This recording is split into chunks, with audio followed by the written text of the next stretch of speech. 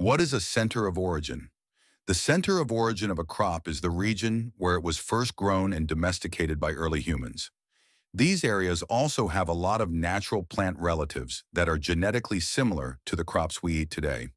That's why these regions are also called centers of diversity. Nikolai Vavilov studied many crops and found that most of them originated from specific parts of the world, particularly mountainous areas between the Tropic of Capricorn in the south and 45 degrees north of the equator. He believed these areas had the perfect conditions for early farming: different temperatures, climates, and isolated valleys. Vavilov's 11 centers of origin. Vavilov identified 11 main regions where many crops began. Here's a quick tour around the world. 1.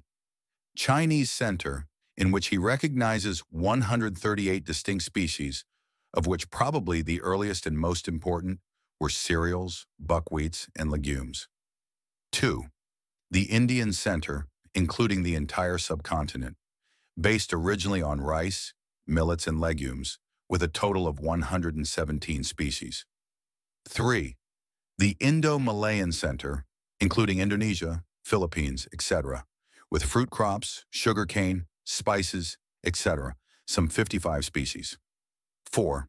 The Inner Asiatic center, Tajikistan, Uzbekistan, etc., with wheats, rye, and many herbaceous legumes, as well as seed-sown root crops and fruits, some 42 species. 5. Asia Minor, including Transcaucasia, Iran, and Turkmenistan, with more wheats, rye, oats, seed, and forage legumes, fruits, etc., some 83 species. 6.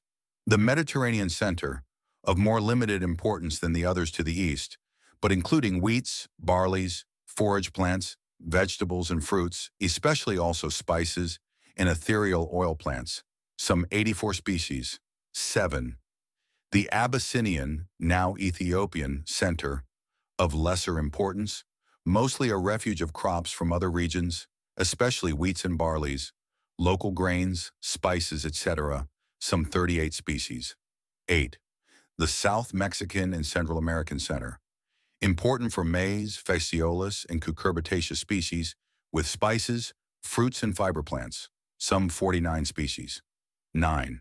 South America Andes region, Bolivia, Peru, Ecuador, important for potatoes, other root crops, grain crops of the Andes, vegetables, spices, and fruits, as well as drugs, cocaine, quinine, tobacco, etc., some 45 species. 10. The Chilean center, only 4 species, outside the main area of crop domestication, and one of these, Solanum tuberosum, derived from the Andean center in any case. This could hardly be compared with the 8 main centers.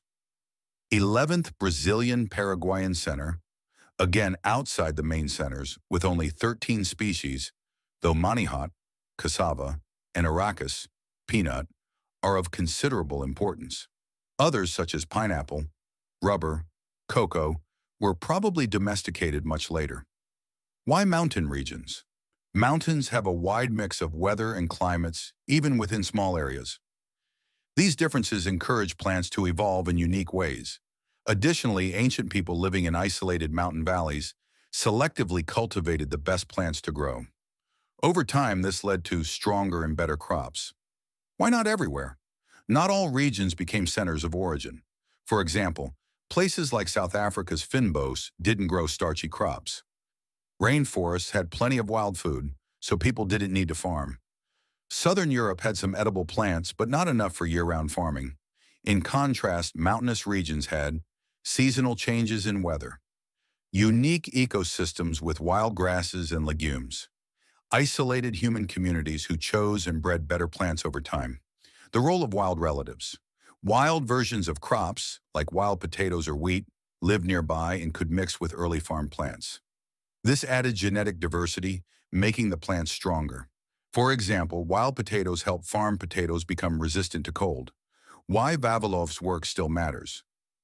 Vavilov's research helps scientists even today.